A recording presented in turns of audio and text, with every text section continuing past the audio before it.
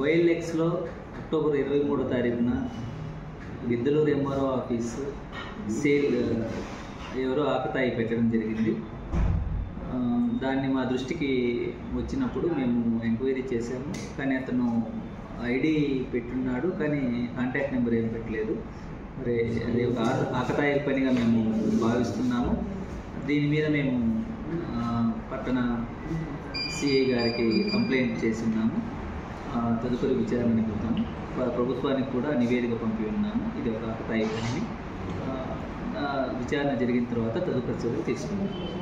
ఇలా ప్రభుత్వ భవనాన్ని OLXలో పెట్టడం అనేది ఒక ఆకతాయి చర్య అని మేము భావిస్తున్నాం. కానీ ఎవరన్నా ఇబ్బందికరమైన పరిస్థితుల్లో ఎవరి వల్లనైనా ఆఫీసులో ఇబ్బంది కలిగి అలా చేసి ఉన్నట్లయితే వాళ్ళ ఇబ్బందిని మా దృష్టికి తీసుకొస్తే మేము దాని మీద తగు చర్యలు తీసుకోగలమని మీకు తెలియజేస్తున్నాం.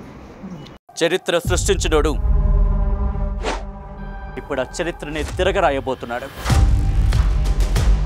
అబద్ధాల గోడల్ని బద్దలు కొట్టి నిజాలను రాగా మీ ముందుంచబోతున్నాడు.